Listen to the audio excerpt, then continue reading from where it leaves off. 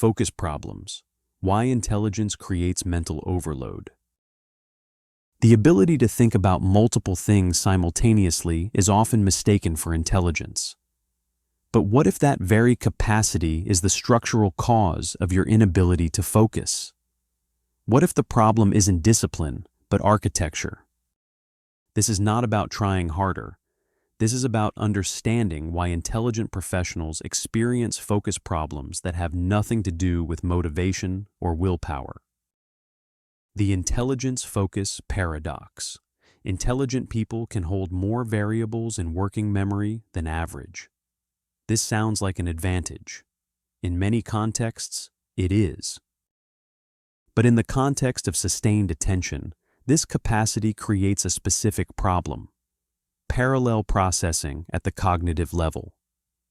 While you're working on one task, your mind is simultaneously running scenarios about 3 other projects, evaluating decisions you haven't made yet, and processing information you consumed hours ago.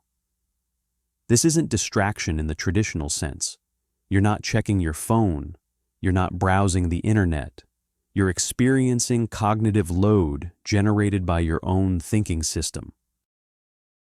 The result is fragmented focus, even in the absence of external interruption.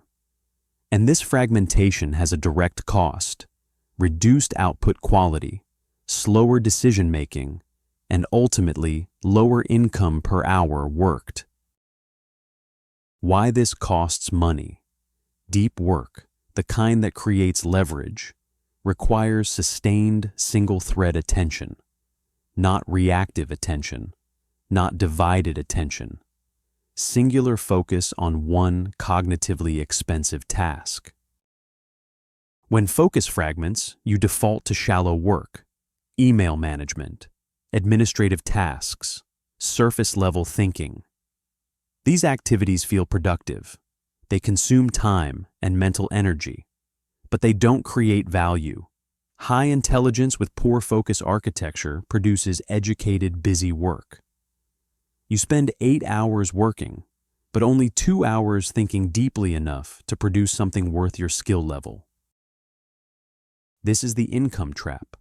Time spent does not equal value created. And for knowledge workers, value creation depends entirely on the quality of focused thought. The architecture of attention. To understand why intelligent people struggle with focus, you need to understand working memory. Working memory is the cognitive space where active thinking happens. It has a fixed capacity, roughly 7 items, give or take 2. This capacity doesn't scale with intelligence.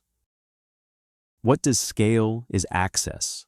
Intelligent minds can pull more information into consideration, process more variables, see more implications. But the workspace remains the same size. When you exceed that capacity, cognitive load spikes. And when cognitive load spikes, attention collapses. This explains why you can feel mentally exhausted after a day of not doing much. You weren't managing tasks. You were managing cognitive overflow. There's a second layer to this problem: metacognitive awareness. Intelligent people are highly aware of what they're not doing while doing something else. You're writing a report, but you're also aware you haven't responded to that message, haven't reviewed that document, haven't finished that decision. This awareness, this mental tracking of undone work, is itself a form of cognitive load. The observer effect in reverse. Watching yourself think reduces the capacity available for thinking. And then there's decision fatigue. More intelligence means more perceived options. More options mean more decision points embedded in every task. Should you structure this section differently? Use a different framework? Revisit that assumption? Each micro-decision drains attentional resources. Intelligent people exhaust their focus faster, not because they're weaker, but because they're processing more. The attention architecture system. Focus is not a discipline to enforce. It is a system to design. If your environment and work structure don't support sustained attention, willpower won't save you. Here's the framework. Step 1. Load reduction. The first step is strategic ignorance. Most of what you track mentally has no bearing on the work that matters. Notifications, status updates, industry news, peripheral projects, these create cognitive overhead disguised as staying informed. Eliminate low-value decision points. Automate what can be automated. Delegate what doesn't require your specific cognition. Delete what doesn't serve output. This isn't about productivity hacks. It's about freeing working memory for actual thinking, not meta-management of trivial choices. If you're deciding what to wear, what to eat, which tool to use every single day, you're burning cognitive capacity before you even start work. Pre-decide. Simplify. Reduce. Step 2. Context protection. Every time you switch contexts, from writing to email, from strategy to administration, you pay a switching tax. Research suggests it takes roughly 20 minutes to return to full cognitive depth after an interruption. This means fragmented work sessions are structurally incapable of producing deep output. Design work in uninterrupted blocks, minimum 90 minutes, ideally longer. Treat these blocks as non-negotiable. No meetings, no messages, no exceptions. Physical separation helps. Different locations for different work types signals context to your brain. One project, one session, one outcome. This is how you build depth instead of spreading attention thin across shallow engagement. Step 3. Cognitive budgeting. Accept this. High intelligence means high potential cognitive load. You can't eliminate it, but you can allocate it strategically. Think of cognitive capacity as financial capital. You wouldn't spend your entire budget on low-return activities. The same logic applies to attention. Rank tasks by 2 variables, cognitive load required and value produced. Do one, and only one, cognitively expensive task per day. Everything else gets scheduled during low-energy windows. Administrative work in the afternoon, email in the margins, shallow tasks when you're mentally depleted. This is not laziness. This is leverage. Your most valuable thinking deserves your best cognitive state. Everything else is maintenance. Step 4. Externalize working memory. Your brain is not a storage system. It's a processing system. When you try to hold too much information internally, open loops, unfinished tasks, ideas you haven't captured, you occupy working memory with retrieval, not synthesis. Build an external system. Digital or analog, doesn't matter. What matters is that it's trusted and complete. Capture everything. Ideas, tasks, references, decisions pending. Review weekly to clear mental backlog. The goal is 0 open loops in your head. When your mind knows the system holds everything, it stops background processing reminders. That freed capacity goes to actual thinking. This is the second brain principle. Offload storage to amplify cognition. Step 5. Deliberate recovery. Focus is a depletable resource. You can't sustain deep attention indefinitely. Trying to do so leads to diminishing returns and cognitive fatigue.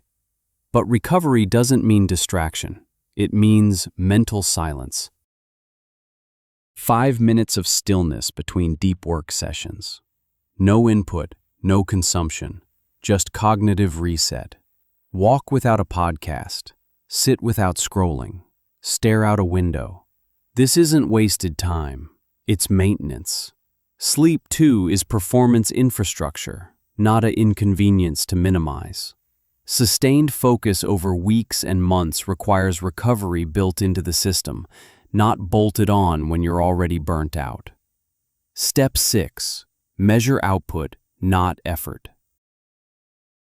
Intelligent people confuse mental activity with productivity.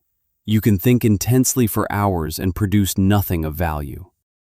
Focus quality is measured by output created, not time spent thinking. Ask daily, what one thing did I produce today?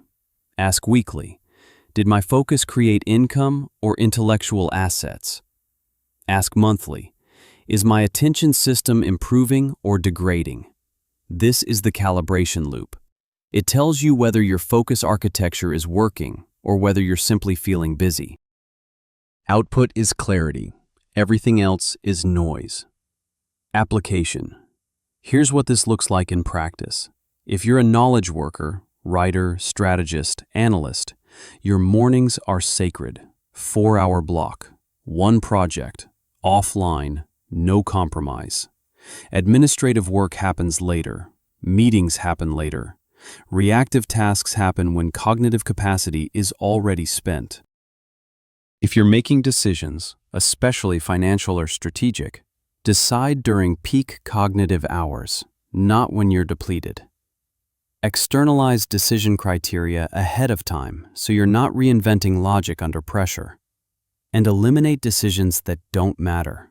The less you decide, the better you decide when it counts. If your work involves creative or intellectual output, understand this. 4 hours of deep work produces more value than 12 hours of fragmented effort. Income doesn't come from hours logged. It comes from value per hour. Focus architecture is income architecture. Intelligence is not the problem. The assumption that intelligence should overcome poor attention architecture is the problem. You cannot discipline your way out of a system designed to fragment focus. The question is not, why can't I focus? The question is, what system am I building that makes focus possible? Clarity is not a state you achieve. It is a structure you design. If this analysis clarified your thinking, consider subscribing. We publish one video per week, each designed to examine how intelligent professionals think, focus, and make decisions at a high level. Your subscription helps us continue producing long-form intellectual content in an environment that rewards distraction. Thank you for your focus.